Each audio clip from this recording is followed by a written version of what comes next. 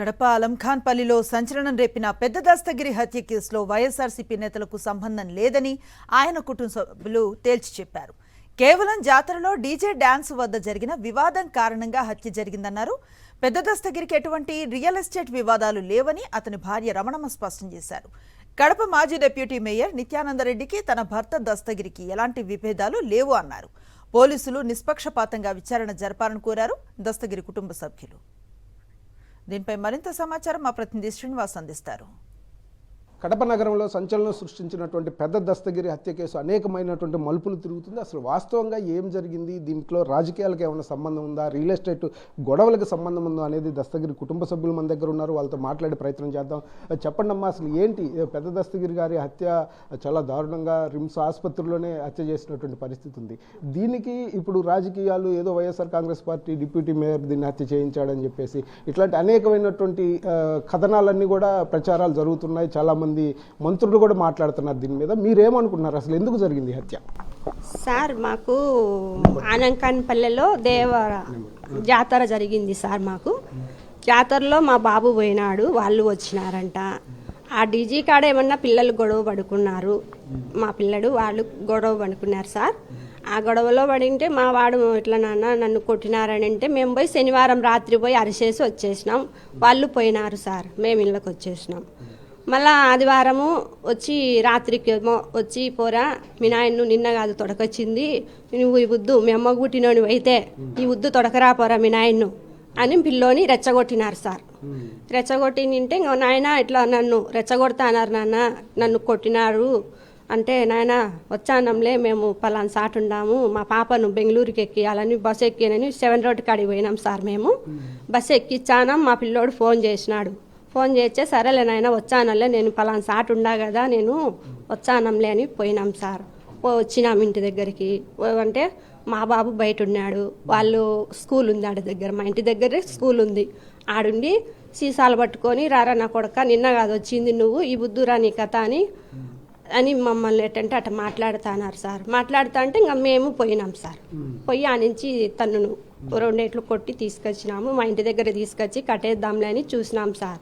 వాడు ఫోన్లు చేసి వాళ్ళకు ఫోన్లు చేసినారు. మా ఇంటికాడికి వచ్చేదళ్ళకే వాళ్ళు వచ్చి ఇంకా స్కూటర్లలో ఒక 4-5 మంది కత్తులతో వచ్చేసినారు సార్. అప్పటికి వచ్చిన వాళ్ళు కత్తులతో కటరాళ్ళతో ఎత్తి వేచానారు సార్. నేను కూడా అన్నీ చనిపోవాల్సింది, కొంచెం మిస్సులో పక్కన పడిపోయింది రాయి నాకు. మా వాళ్ళకు దెబ్బలు ఎవరన్నా ఇడిపిన వచ్చినా కానీ వాళ్ళ మీద కూడా దౌర్జన్యం చేసేసి వాళ్ళకు తలకాయలు బలగొట్టారు, కత్తులతో పొడిచినారు. మీరేమన్నారంటే డీజే దగ్గర గొడవ స్టార్ట్ అయింది, డీజే డాన్స్ దగ్గర అని చెప్తున్నారు.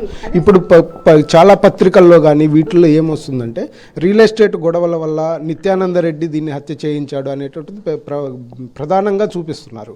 చాలా మంది నేతలు కూడా మాట్లాడుతున్నారు దీని మీదనే. అవన్నీ మాకు తెలియదు సార్. అంటే నేనేమంటాను, మీ భర్తకి నిత్యానందరెడ్డికి ఏమైనా రియల్ ఎస్టేట్ గొడవలు ఉన్నాయా? శనివారం నైట్ ఇట్లా జాతర దగ్గర గొడవ జరిగింది సార్.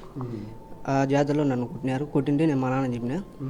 మా నాన్న వచ్చి ఆ రోజు అడిచినారు సార్. అడిచింటే పోయినారు అందరూ.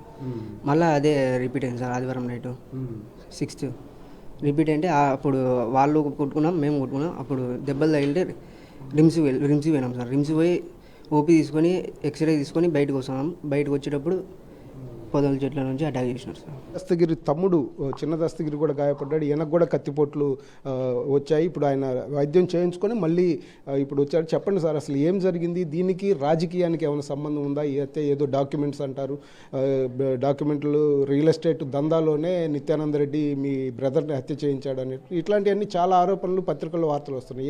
ఏం చెప్తారు మీరు? మేము రియల్ ఎస్టేట్ పరంగా ఎవరి దందాలుగా చేయలేదు, ఎలాంటి బినామీలు లేము, ఎవరికి బినామీ కాదు. ఆయనకు మాకు ఎలాంటి ట్రాన్సాక్షన్ జరిగిందో లేదో నాకు తెలియదు. నేను సపరేటు, మా ఆయన సపరేట్ వ్యాపారాలు చేసుకుంటున్నా. వ్యాపారం పరంగా ఎలాంటి కబ్జాలు మాకు చేయము. ఇప్పుడు నలుగురు కత్తిపోట్లు వేసి పొడిచినారు, నన్ను పొడిచినారు. నేను మా ఆయన ఒరిగిపోతానే నేను పరిగెత్తే స్కూటర్ వేసి స్కూటర్ తగిలించి మళ్ళీ పొడిచినారు. మళ్ళీ పొడిచి స్కూటర్ మీద ఒరిగిపోతే కత్తులు కొంచెం లోపలి పోలే 2 పెద్ద కత్తిపోట్లు. ఈ లోపల అన్ని దెబ్బలు ఉన్నాయి. ఇప్పుడు ఈ దెబ్బలు వాపులు కూడా ఉన్నాయి. అది జరిగింది సార్. ఎవరు చేపించినారో మీరు న్యాయం చేయండి, ఇన్వెస్టిగేషన్ నిష్పక్షపాతంగా వ్యవహరించండి. ఎవరితో మాకు ఎలాంటి భూ వివాదాలు ఏమీ లేవు, ఎలాంటి కబ్జాలు లేవు, ఏమీ చేయలేదు. ఇది పరిస్థితి. అసలు ఎటువంటి భూ వివాదాలు మాకు లేవు, మేము చట్ట ప్రకారం కొంత కమిషన్ తీసుకొని మాత్రమే వ్యాపారం చేస్తాము, అట్లాంటిది భూ వివాదాల అంశమే లేదు. దీంట్లో జాతరలో జరిగినటువంటి ఒక చిన్న గొడవని చిలికి గాలివానగా మరి ఇప్పుడు హత్యకు దారి తీసిందా, లేకపోతే దీని వెనక ఇంకేదైనా కోణాలు ఉన్నాయనేది కూడా పోలీసులు తేల్చాలని చెప్పేసి వాళ్ళు డిమాండ్ చేస్తున్నటువంటి పరిస్థితి అయితే స్పష్టంగా కనిపిస్తుంది. కెమెరామెన్ రాముతో శ్రీనివాస్, సాక్షి న్యూస్, కడప నుంచి.